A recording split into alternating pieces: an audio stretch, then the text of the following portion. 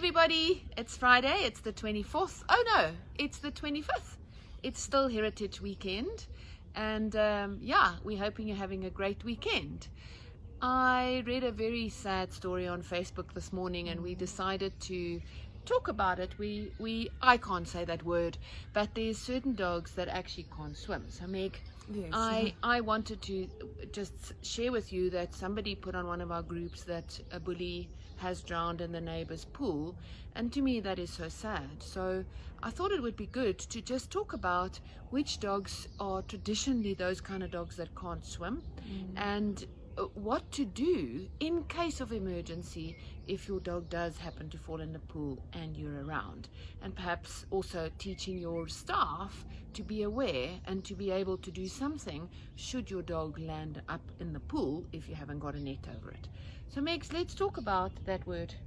What is that again? So most of your word's brachypelic, which is. And what does that mean, Megs? Yeah, so it's all of the breeds that have, there's no other way to explain it, but a squashed up face.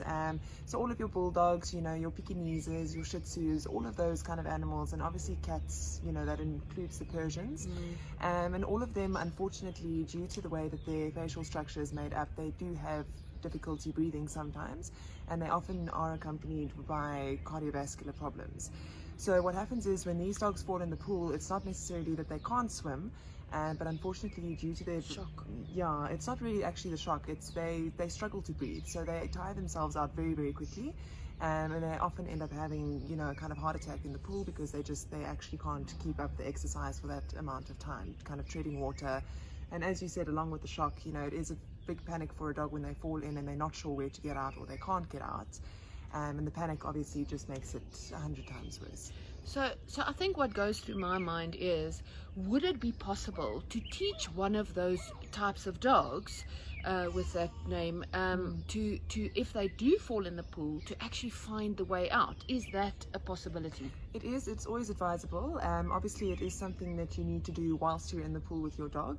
What you do is you do teach them to find the step by themselves, and obviously you reward them with a treat or with some love every time that they find the step on their own.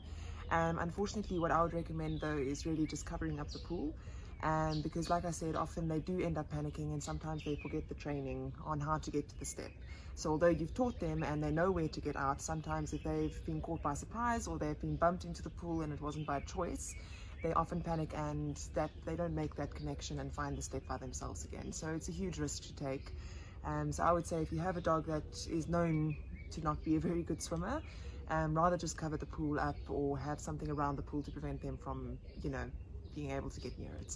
Yeah, and I also said earlier, perhaps making your staff and your kids aware that should the dog land in the pool, to get in immediately to take it out, and to make, not to wait, because they, as Megan said, with their heart conditions, they could possibly just sink to the bottom immediately, and then it's really almost too late. So it's summer now.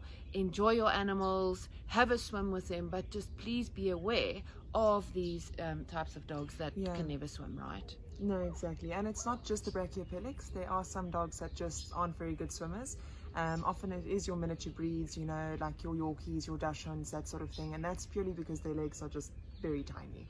And they can't tread water for very long, and they do battle to stay afloat, especially the Dachshunds. Because they have quite a long back and very short legs, so it's very difficult for them to stay afloat. And even your dogs like your Staffies and your Pit Bulls and things like that, they battle to swim purely just because of how heavy they are. And they are very heavy dogs, and unfortunately, again, it takes a lot of effort for them to tread water and stay afloat. Yes. Anyway, be safe out there. Enjoy the rest of your Heritage Weekend, and we will see you again next week. Take Thanks, care. everyone. Bye.